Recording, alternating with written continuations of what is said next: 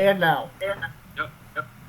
Alright, continuing from our Raw review, next what we had was The Miz versus CM Punk, in which Miz jogged again.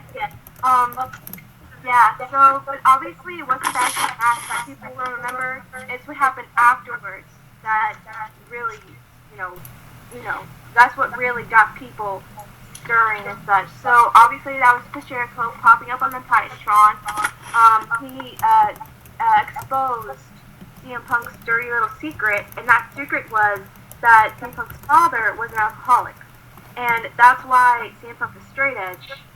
So, and that's why he was straight edge, and how that's the reason he got tattoos and such was because so he can like get that pain out or something like that. I don't remember exactly. What did y'all think of that, and do you think that crossed the line? Well, you know what, right? I actually enjoyed Jericho's promo a lot, actually. The fact that you got CM Punk's father involved just makes things a lot more interesting for up to WrestleMania. And I mean, Jericho's choice of words anyway are just exquisite. Back to what you said about the line. Let's face it, after last year when they did with Jerry Lawler and his mother, there is no damn line. You remember that? Yeah. There is no line they can cross. They have taken that line and erased it. So.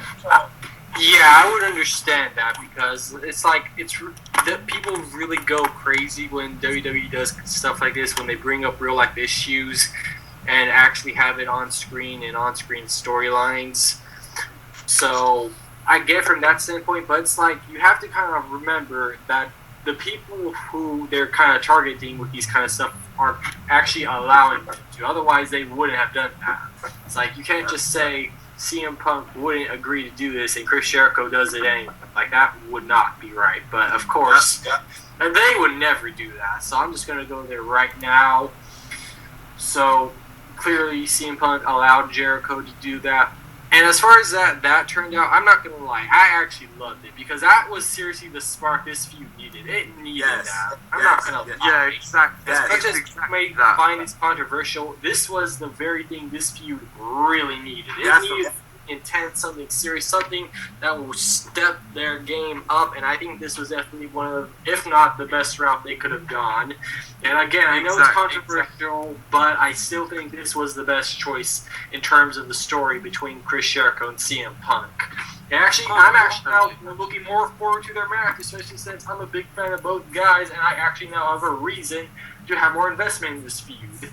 I just love the way that Jericho said he was going to make CM Punk drink after WrestleMania as well. Oh, yeah. I like that part. That was very heelish. That was really well done, I have to say. Yes, I would agree.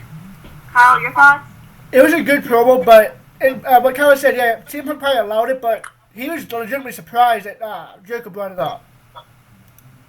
Like, if you saw his face, he was legitimately surprised Jericho even went that far. Yeah, it was a good promo. Not the best. They need to start doing some more work with those guys, but yeah, I'll get to that later. Yeah, as for what I thought, at first when I listened to it, I thought he kind of crossed the line at first. But then I thought to myself, he didn't cross the line because, like whoever it was mentioned, Jerry Lawler's mother. I cannot believe that they actually did that. Like, that was awesome. And Katie Vick, anyone remember that? Oh, Katie Vick. That was one of the weirdest things ever. No, that was seriously one of the dumbest feuds I've ever heard. First of all, they're based on someone who doesn't even exist. Secondly, they actually revolve around the person that doesn't exist instead of the actual wrestlers in the feud.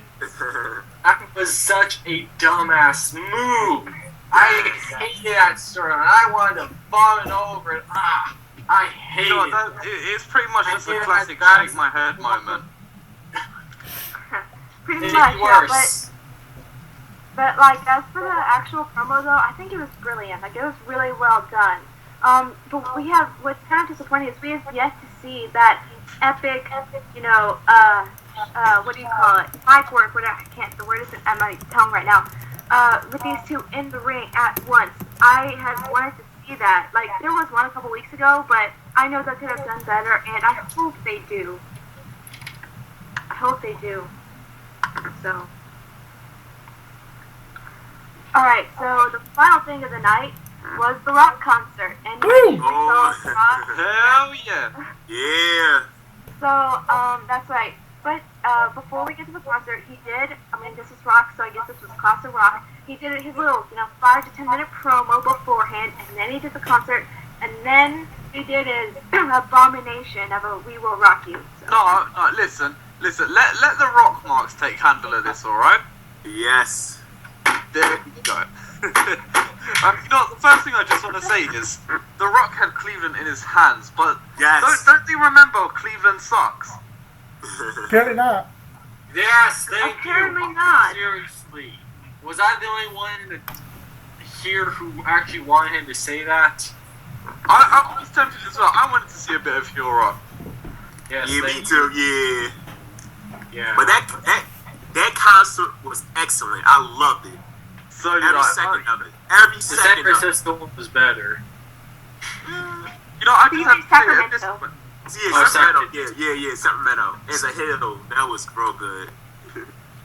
I have to say at this point, I think tonight, on Monday, The Rock definitely beat Cena in that promo fight. He owned John Cena.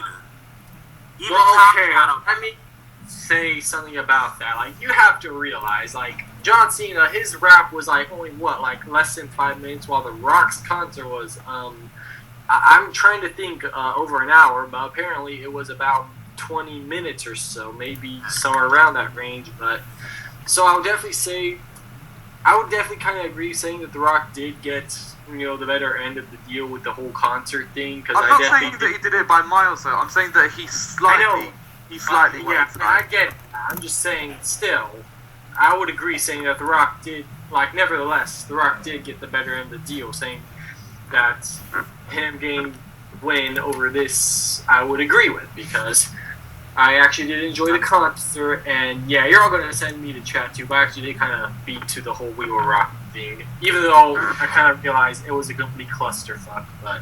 Yeah, he should have dropped the mic after he finished with the guitar. At least he changed his notes this week. Just, what The Rock was doing was... Okay, everyone knows my opinion about Dwayne. If you don't, but my opinion aside, that concert was very lackluster to me. Like, Oh, come on. Come on! Oh. One thing I would say is that I'm not liking how The Rock, not only has he obviously became a WWE fan's ass kisser, if I'm being honest, but one thing I'm not exactly a big fan of with The Rock right now, he drags on his promos so goddamn long. Like, don't get me wrong, there are points where I do like that, but there are other points like last Monday it feels like they go on way too long. Like, okay, his whole concert was Like, 15 I'm minutes gonna of kissing go ass. saying, I think his should be a little shorter next time. Okay, Maybe a bit. his concert, my problem with his concert, besides my opinion of him, was it was 15 minutes of basically ass kissing to the crowd. Yeah, you could say. Then we had the whole We Will Rock You He crowd. had the crowd in his hands. Yeah, the whole time, yeah. Well, Exactly. we've already discussed this. The crowd is full of dumbasses. You got a lot of hypocrites in here now. Well, the thing is, I can't argue with that since they don't seem to remember Cleveland socks, but still, he had the crowd in his hands. You consider every crowd dumbasses. Like every crowd is dumbasses. They are. Well, WWE was dumb when they had the pyro after Orton's match with Swagger, and then they just rolled over that with the... That whole feud, if you want to call it a feud, is a big dumbass move. There we go. Dumbass again. There we go. Alright, so now we're done with part 5 of this video, so check the link in the description box and it'll lead you to part 6, so go check us out there.